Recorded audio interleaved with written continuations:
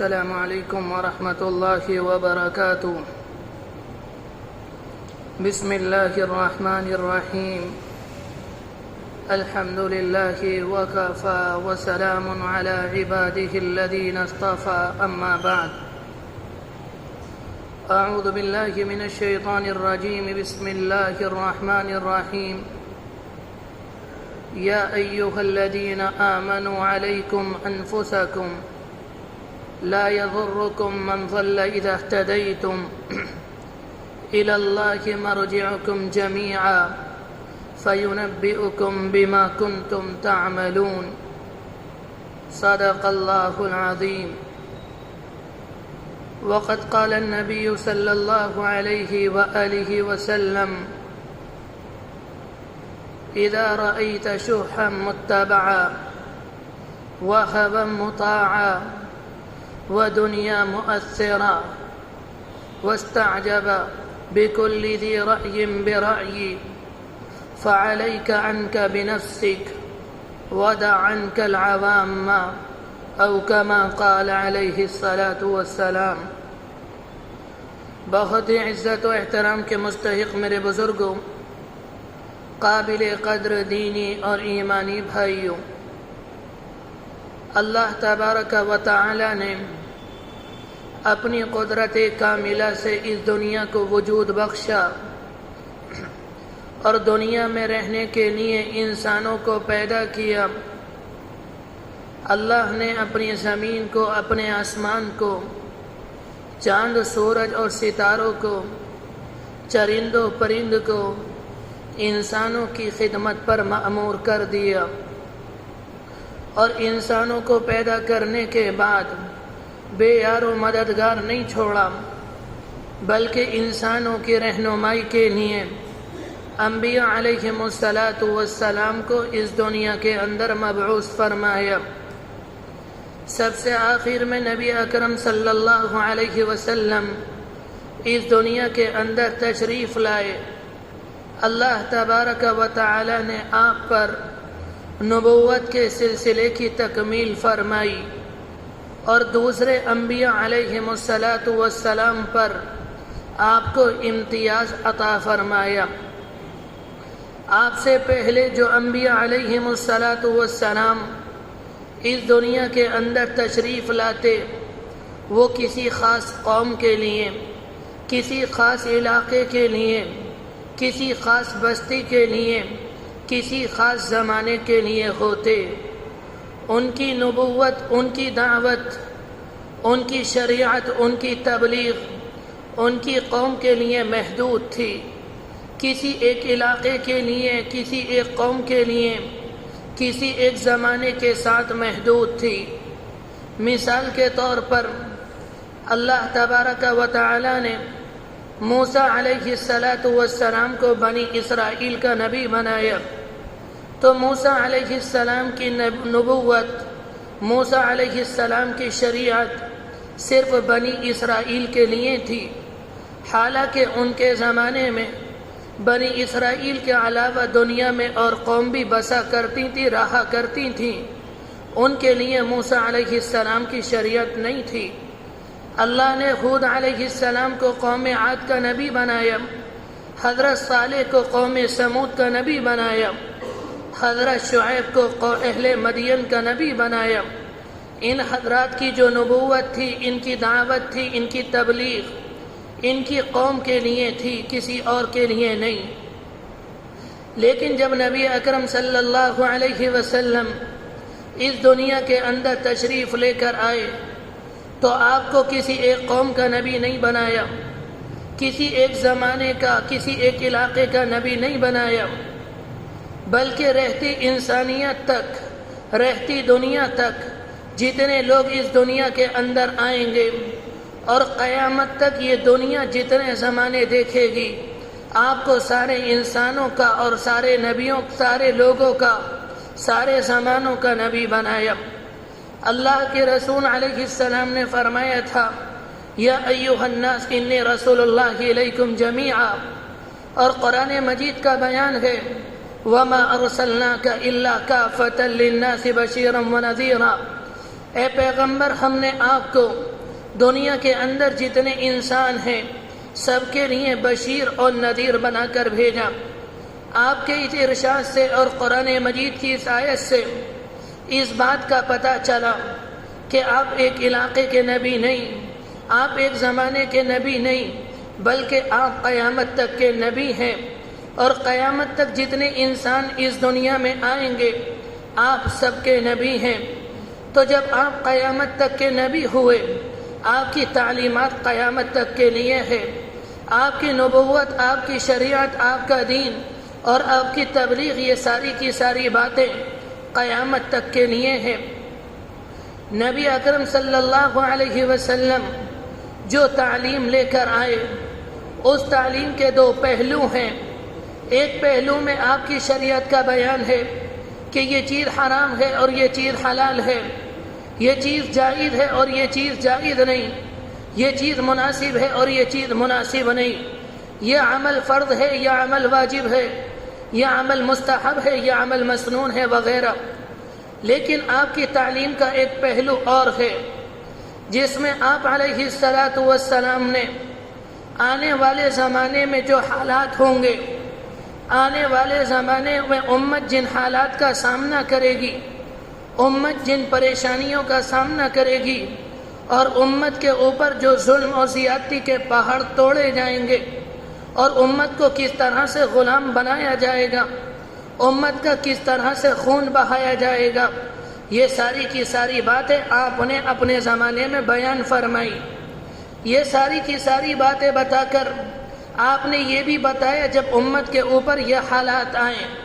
تو ایک مومن کو اس میں کیا طریقہ اختیار کرنا ہے، ایک مسلمان کو کس طرح سے زندگی گزارنی ہے۔ اللہ کے رسول علیہ السلام کی تعلیمات کا جو دوسرا پہلو ہے، اس کے تعلق سے چند باتیں آج میں عرض کروں گا۔ نبی اکرم علیہ السلام جب اس دنیا کے اندر آئے، آپ کو سب سے زیادہ فکر اپنی امت کی تھی۔ آپ ہمیشہ امت کی طرف سے فکر مند رہتے، غمگین رہتے، پریشان رہتے۔ صحابہ اکرام بیان کرتے ہیں جب ہم اللہ کے رسول علیہ السلام کو دیکھتے تو ہمیں ایسا لگتا کہ آپ کے اوپر پریشانیوں کا اور غموں کا ایک بادل چھایا ہوا ہے۔ میں آپ سے یہ معلوم کروں، کیا نبی کا یہ غم پیسوں کے لیے تھا؟ کیا نبی کا یہ غم دنیا حاصل کرنے کے لیے تھا؟ کیا نبی علیہ السلام کا یہ غم اپنی شان و شوکت ظاہر کرنے کے لیے تھا؟ کیا آپ کا یہ غم اس لیے تھا کہ مکہ مکرمہ کی مجھے سرداری مل جائے؟ آپ کا یہ غم اس لیے نہیں تھا۔ آپ کا یہ غم اپنی بیویوں کے لیے، ازواج مطہرات کے لیے اور اپنی اولاد کے لیے نہیں تھا، بلکہ آپ کا یہ غم صرف اپنی امت کے لیے تھا۔ آپ یہ چاہتے تھے جس قوم کی طرف، جن لوگوں کی طرف اللہ نے مجھے نبی بنا کر بھیجا، کسی طرح سے میں اس قوم کو جہنم سے بچاؤں، کسی طرح سے ان لوگوں کو اللہ کے غضب سے بچا لوں، کسی طرح سے ان لوگوں کو قبر کے عذاب سے بچا لوں، کسی طرح سے ان لوگوں کو آخرت کی رسوائی سے بچا لوں۔ قرآن مجید کا بیان ہے آپ اتنے پریشان رہتے، آپ اتنے غمگین رہتے، بار بار جبرائیل امین قرآن مجید کی آیت لے کر آتے اور آپ کو تسلی دیتے، اے پیغمبر آپ کو اتنا غم کرنے کی ضرورت نہیں، لیکن اس کے بعد بھی آپ غمگین اور پریشان رہتے۔ قرآن مجید کا بیان ہے لعلک باخع الناس، اے پیغمبر ان لوگوں کی وجہ سے، ان کفار کی وجہ سے، ان مشرکین اور منافقین کی وجہ سے اپنے آپ کو ہلاکت میں نہ ڈالیے، اللہ یکونوا مؤمنین، یہ ایمان لے کر نہیں آئیں گے۔ ایک موقع پر آپ نے فرمایا تھا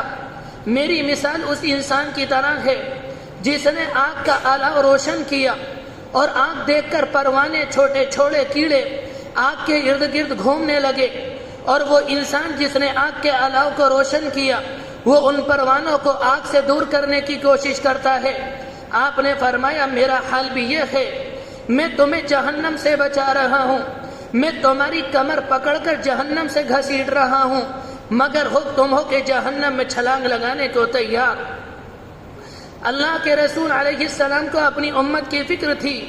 آپ کو تنہا صحابہ اکرام کی فکر نہیں، بلکہ قیامت سے پہلے جو لوگ آنے والے اس دنیا میں تھے اور آپ کے امتی تھے، آپ کو ان کی بھی فکر تھی، جبھی تو آپ نے یہ باتیں ارشاد فرمائی کہ آنے والے زمانے میں یہ خطرات ہوں گے اور یہ حالات ہوں گے، اور ایک امت کو، ایک امتی کو اس میں کیا کرنا۔ ایک موقع پر آپ نے فرمایا آنے والے زمانے کا حال یہ ہوگا، تقع الفتن فی بیوتکم کوقع المطر، کہ تمہارے گھروں میں فتنے اس طرح سے گریں گے جس طرح سے موسلا دھار بارش گرتی ہے، جیسے ایک کے بعد ایک قطرہ گرتا ہے، ایک قطرے کے بعد دوسرا قطرہ اور دوسرے کے بعد تیسرا قطرہ۔ اسی طرح سے آپ نے فرمایا تھا آنے والے زمانوں میں تمہارے گھروں میں اس طرح سے فتنے گریں گے، ایک فتنہ ختم نہیں ہوگا دوسرا فتنہ سر اٹھا لے گا، اور دوسرا فتنہ ختم نہیں ہوگا تیسرا فتنہ جنم لے لے گا، یعنی ایک فتنہ ختم نہیں ہوگا دوسرا فتنہ سر اٹھا لے گا۔ اور آپ نے فرمایا فتنے اتنے خطرناک ہوں گے، یہ تمہارے سماج کو گھیر لیں گے، یہ تمہارے معاشرے کو گھیر لیں گے۔ ان فتنوں سے تمہارے گھر محفوظ نہیں ہوں گے، تمہاری مسجدیں محفوظ نہیں ہوں گی، تمہارے مدرسے محفوظ نہیں ہوں گے۔ ایک موقع پر آپ نے فرمایا تھا بادروا بالاعمال الصالحہ، ان فتنوں کے آنے سے پہلے نیک کام کر لینا، اگر نماز کا وقت ہو تو نماز پڑھ لینا، سنتوں پر عمل کرنے کا موقع ملے سنتیں پڑھ لینا، قرآن مجید کی تلاوت کا موقع ملے قرآن مجید کی تلاوت کر لینا، یعنی فتنوں کے آنے سے پہلے اپنے ایمان کو، اپنے اعمال کو مضبوط کر لینا، کہیں ایسا نہ ہو وہ خطرناک فتنے آئیں تم ان فتنوں کی زد میں آ جاؤ۔ آپ نے فرمایا تھا وہ فتنے اتنے خطرناک ہوں گے، ستکون فتن کقطاع اللیل المظلم، جس طرح سے اندھیری رات کی تاریک ہوتی ہے، تاریک رات کی طرح وہ اندھیرے فتنے ہوں گے۔ پھر آپ نے فرمایا فتنے اتنے خطرناک ہوں گے، یصبح الرجل مؤمنا ویمسی کافرا، آدمی صبح میں اچھا خاصا مسلمان ہوگا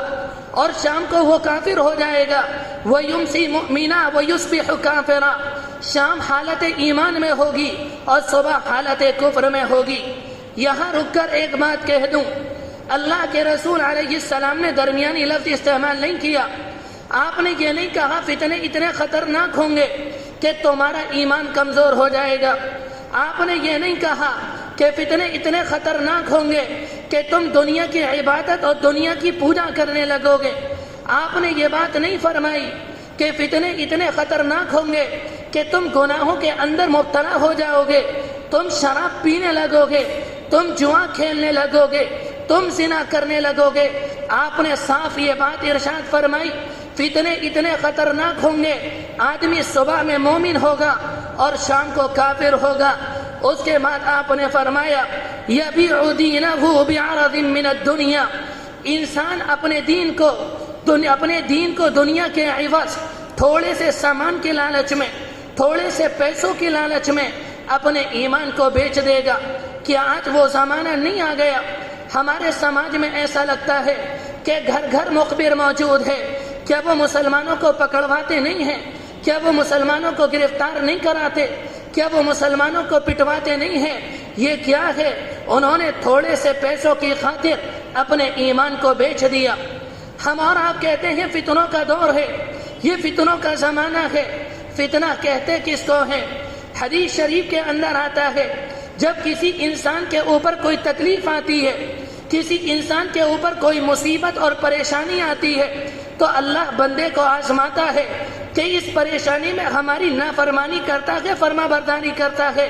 یہ ہماری اس پریشانی میں صبر کا مظاہرہ کرتا ہے، یا لوگوں میں بیٹھ کر ہمارے شکوے بیان کرتا ہے۔ یہ جو آزمائش ہے، یہ جو بندے کا امتحان ہے، اسی کو فتنہ کہتے ہیں۔ حدیث شریف کے اندر جس بات کو فتنہ کہا گیا، یعنی جب کسی زمانے میں کوئی ایسی صورتحال پیدا ہو جائے جس میں حق مشتبہ ہو جائے، یہ نہ پتہ چلے، حق اور باطل کے درمیان امتیاز کرنا مشکل ہو جائے، حلال اور حرام کے درمیان امتیاز کرنا مشکل ہو جائے، جائز اور ناجائز کے درمیان امتیاز کرنا مشکل ہو جائے، یہ پتہ نہ چلے یہ حلال ہے یا حرام ہے، یہ پتہ نہ چلے یہ جائز ہے یا ناجائز ہے، یہ پتہ نہ چلے یہ سچ ہے یہ جھوٹ ہے، تو کہا جائے گا یہ فتنوں کا دور ہے۔ اسی طرح سے جب مسلمانوں کے سماج میں فسق و فجور عام ہو جائے، نافرمانیاں عام ہو جائیں، شراب اور جوا عام ہو جائے، انسان حلال کو حلال نہ جانے، انسان حرام کو حرام نہ جانے، تو یہ بات کہی جائے گی یہ فتنوں کا دور ہے۔ اللہ کے رسول نے ایک موقع پر فرمایا تھا، ان من ورائکم ایاما،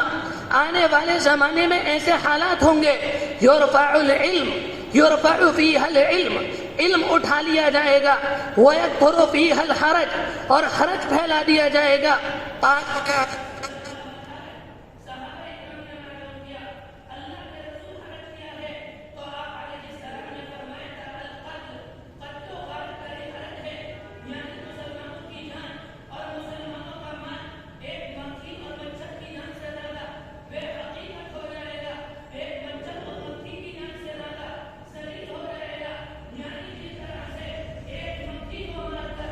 انسان کو تکلیف نہیں ہوتی، ایک مچھر کو مار کر انسان کو تکلیف نہیں ہوتی۔ آپ نے فرمایا تھا ایک زمانہ آئے گا انسان انسان کو مارے گا، اور انسان کو مارنے کے بعد انسان کے دل میں ذرہ برابر تکلیف نہیں ہوگی۔ آپ نے فرمایا جب یہ حالات آئیں گے تو سمجھ لینا فتنوں کا دور ہے۔ اللہ کے رسول علیہ السلام کے ایک صحابی بیان کرتے ہیں کہ اللہ کے رسول نے ہم سے یہ بات ارشاد فرمائی، جب لوگ شراب کو شربت کہہ کر حلال کرنے لگے تو سمجھ لینا فتنوں کا دور ہے۔ اس زمانے میں کیا ہوتا ہے، کہا جاتا ہے کہ یہ جو موجودہ شراب ہے یہ شربت ہے، یہ وہ شراب نہیں جسے قرآن مجید نے حرام قرار دیا۔ آج اس شراب کی حلت پر مقالے لکھے جاتے ہیں، مضامین لکھے جاتے ہیں، آرٹیکل لکھے جاتے ہیں، لیکچر دیے جاتے ہیں، کہا جاتا ہے کہ موجودہ زمانے کی جو بیئر ہے یہ شراب نہیں، یہ وہ شراب نہیں جسے قرآن مجید نے حرام کیا، یہ تو جو کا پانی ہے۔ جس طرح سے دوسرے مشروب ہیں، جس طرح سے دنیا میں شربت ہے، ان شربت کی طرح ایک شربت ہے۔ آپ نے یہ بات فرمائی جب لوگ شراب کو شربت کہہ کر حلال کرنے لگے تو سمجھ لینا فتنوں کا دور ہے۔ وقت لمبا ہو جائے گا، بیچ میں رک کر ایک بات کہہ دوں، آج ہم اپنی بچیوں کو، آج ہم اپنے بچوں کو اسکول میں بھیجتے ہیں، اپنی بچیوں کو کالج میں بھیجتے ہیں۔ جب ہم کالج میں بھیجتے ہیں، کالج میں بھیجنے کے بعد، ٹیوشن پر بھیجنے کے بعد ہم بالکل بے فکر ہو جاتے ہیں۔ ہم یہ نہیں دیکھتے کہ ہماری بچی اسکول کے اندر سائنس پڑھ رہی ہے یا فحاشی سیکھ رہی ہے۔ ہم یہ نہیں دیکھتے کہ کالج کے اندر ہماری بچی میتھمیٹک پڑھ رہی ہے یا کفر سیکھ رہی ہے۔ میرے بھائیوں یاد رکھنا، جب امت اپنی اولاد کو دین نہ سکھائے، دنیا سکھائے، تو اللہ کے رسول نے فرمایا تھا کہ سمجھ لینا یہ فتنوں کا دور ہے۔ اس زمانے میں کیا ہوتا ہے، محبت کے ساتھ، محنت کے ساتھ صبح بچوں کو اٹھایا جاتا ہے، بچوں کو تیار کیا جاتا ہے، ان کو روانہ کیا جاتا ہے۔ کبھی ہم نے یہ بات سوچی جس محنت سے ہم اس بچے کو دنیاوی تعلیم دلاتے ہیں، اس محنت اور محبت کے ساتھ ہم بچے کو قرآن مجید سکھاتے ہیں یا نہیں؟ اس محبت سے ہم بچے کو دنیا کی تعلیم دیتے ہیں، اس محبت کے ساتھ ہم اپنی بچی کو اللہ کے رسول کی احادیث سکھاتے ہیں یا نہیں؟ میں عرض کر رہا تھا کہ اللہ کے رسول علیہ السلام نے فرمایا جب یہ علامتیں نظر آئیں تو سمجھ لینا فتنوں کا دور ہے۔ اللہ کے رسول کے ایک صحابی حضرت صوبان بیان کرتے ہیں کہ اللہ کے رسول نے فرمایا جب ساری کی ساری یہ علامتیں تمہارے سماج میں پائے جائیں تو دنیا کی غیر قومیں ایک دوسرے کو دعوت دیں گی، آؤ اور مسلمانوں کا خون بہاؤ، مسلمانوں کو کاٹو، مسلمانوں کا قتل عام کرو۔ آپ نے فرمایا اس طرح سے، یعنی جس طرح سے دسترخوان پر بیٹھ کر ایک دوسرے کو دعوت دی جاتی ہے، مسلمانوں کا دسترخوان بچھا ہوگا اور مسلمانوں کی حیثیت دسترخوان پر کھانے کی حیثیت سے ہوگی، اور دوسری قومیں آئیں گی مسلمان کو کاٹ کر چلی جائیں گی۔ ایک صحابی بیٹھے تھے، وہ اللہ کے رسول سے کہنے لگے کہ اللہ کے رسول تعداد کم ہوگی، ہم کمزور ہوں گے، ہمارے پاس ہتھیار نہیں ہوں گے، ہماری معاشی پوزیشن کمزور ہوگی۔ اللہ کے رسول نے فرمایا نہیں، تمہاری تعداد زیادہ ہوگی، تمہارے پاس ہتھیار ہوں گے، تمہارے پاس سب کچھ ہوگا، لیکن تمہاری حیثیت سیلاب میں بہتے ہوئے تنکوں کی ہوگی۔ جس طرح سے تنکوں کا اختیار نہیں ہوتا، سیلاب آتا ہے تنکوں کو بہا کر لے جاتا ہے، جب تم دین پر عمل نہیں کرو گے غیر قومیں آئیں گی تمہیں مار کر چلی جائیں گی۔ میرے بھائیوں، جو لوگ تاریخ سے واقفیت رکھتے ہیں، جنہیں تھوڑی بہت دنیا کی تاریخ معلوم ہے، شاید انہیں معلوم ہوگا جنگ عظیم اول سے لے کر آج تک غیر قوموں نے مسلمانوں کے ساتھ کیا کیا، مسلمانوں کو کس طرح سے مارا، مسلمانوں کو کس طرح سے پیٹا، یہ اللہ کے رسول فرما کر گئے تھے۔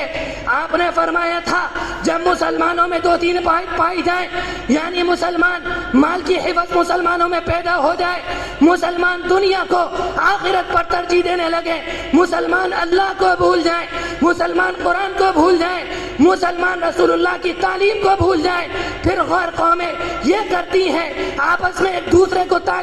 آپس میں ایک دوسرے سے کہتی ہیں آؤ مسلمانوں کو مارو، وہ مسلمانوں کا خون بہاتی ہیں اور مسلمان کچھ نہیں کرتا۔ آپ نے فرمایا جب یہ حالات ہے فعلیک یعنی بنفسک، سب سے پہلے